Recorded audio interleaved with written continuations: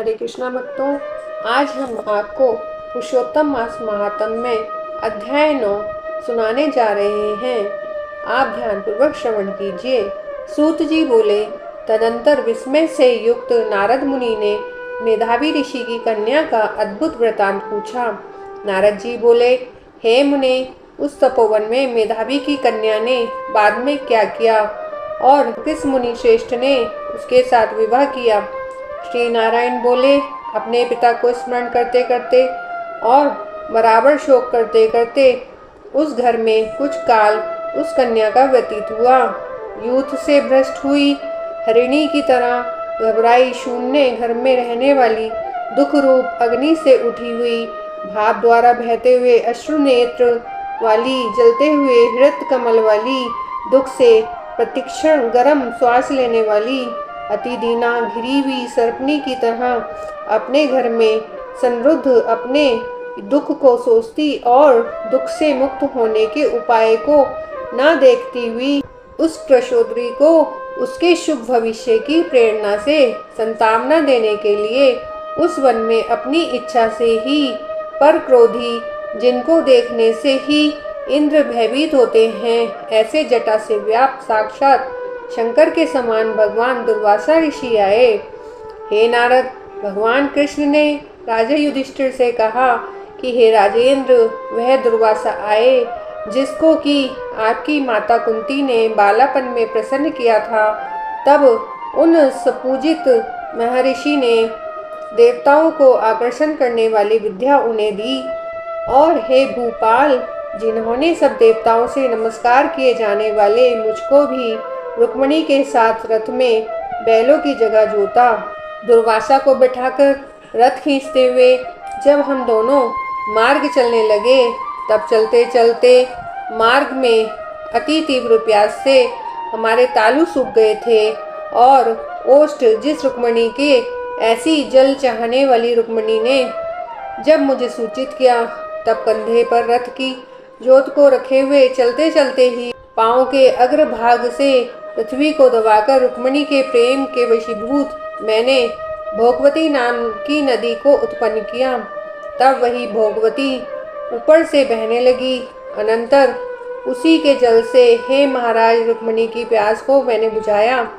इस प्रकार रुक्मिणी की प्यास को बुझना देख उसी क्षण अग्नि की तरह दुर्वासा क्रोध से जलने लगे और प्रलय की अग्नि के समान उठकर दुर्वासा ने शाप दिया। बोले, बड़ा आश्चर्य है हे कृष्ण, रुक्मिणी तुमको सदा अत्यंत प्रिय है, अतः स्त्री के प्रेम से युक्त तुमने मेरी अवज्ञा कर अपना महत्व दिखलाते हुए इस प्रकार से उसे पानी पिलाया, अतः तुम दोनों का वियोग होगा। इस प्रकार उन्होंने श्राप दिया था। हे युधिष्ठिर, वही यह दुर्वासा मुनि है, साक्षात रुद्र के अंश से उत्पन्न दूसरे काल रुद्र की तरह महर्षि अत्रि के उग्र तप रूप कल्प वृक्ष के दिव्य फल, पतिव्रताओं के सिर के रत्न अनुसूया भगवती के गर्भ से उत्पन्न अत्यंत मेधा युक्त दुर्वासा नाम के ऋषि, अनेक तीर्थों के जल से भीगी हुई जटा से भूषित सिर वाले साक्षात तपो मूर्ति दुर्वासा ऋषि को आते देखकर कन्या ने शोक सागर से निकलकर धैर्य से मुनि के चरणों में प्रार्थना की। प्रार्थना करने के बाद जैसे वाल्मीकि ऋषि को जानकी अपने आश्रम में लाई थी, वैसे ही यह भी दुर्वासा को अपने घर में लाकर अर्ध्य पाद्य और विविध प्रकार के जंगली फलों और पुष्पों से स्वागत के लिए आज्ञा लेकर आदर पूर्वक पूजन कर तदंतर हे राजन, यह बाला बोली। कन्या बोली, हे महाभाग, हे अत्रि कुल के सूर्य, आपको प्रणाम है। हे साधु, मेरी अभाग्या के घर में आज आपका शुभ आगमन कैसे हुआ? हे मुने, आपके आगमन से आज मेरा भाग्योदय हुआ है, अथवा मेरे पिता के पुण्य के प्रभाव से प्रेरित मुझे सांत्वना देने के लिए ही आप मुनि सत्तम आए हैं। आप जैसे महात्माओं के पांव की धूल जो है वह तीर्थ रूप है, उस धूल का स्पर्श करने वाली मैं अपना जन्म आज सफल कर सकी हूँ। आज मेरा व्रत भी सफल है। आप जैसे पुण्यात्मा के मुझे आज दर्शन हुए, अतः आज मेरा उत्पन्न होना और मेरा पुण्य सफल है। ऐसा कहकर वह कन्या दुर्वासा के सामने चुपचाप खड़ी हो गई। तब भगवान शंकर के अंश से उत्पन्न दुर्वासा मुनि मंद हास्य युक्त बोले। दुर्वासा बोले, हे द्विज सुते, तू बड़ी अच्छी है। तूने अपने पिता के कुल को ताड़ दिया। यह मेधावी ऋषि के तप का ही फल है जो उन्हें तेरे जैसी कन्या उत्पन्न हुई। तेरी धर्म में तत्परता जान कैलाश से मैं यहाँ आया और तेरे घर में आकर तेरे द्वारा मेरा पूजन हुआ। हे वरारोहे, मैं शीघ्र ही बद्रिकाश्रम में मुनीश्वर सनातन नारायण देव के दर्शन के लिए जाऊंगा, जो प्राणियों के हित के लिए अत्यंत उग्र तप कर रहे हैं। कन्या बोली, हे ऋषि, आपके दर्शन से ही मेरा शोक समुद्र सूख गया है। अब इसके बाद मेरा भविष्य उज्जवल है, क्योंकि आपने मुझे संतावना दी है। हे मुने, मेरी उस प्रादुर्भूत बड़ी भारी ज्वाला युक्त दुख रूप अग्नि को क्या आप नहीं जानते हैं? हे दया सिंधु, हे शंकर, उस दुखाग्नि को शांत कीजिए।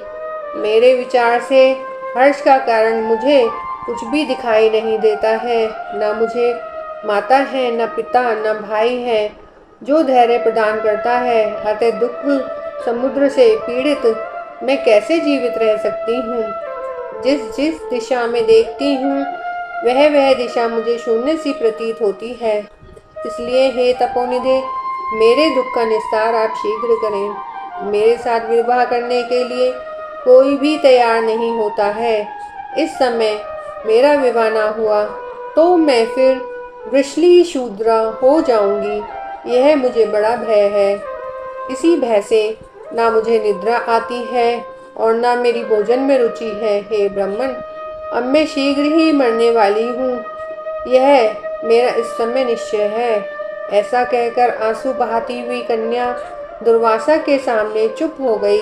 तब दुर्वासा कन्या का दुख दूर करने का उपाय सोचने लगे।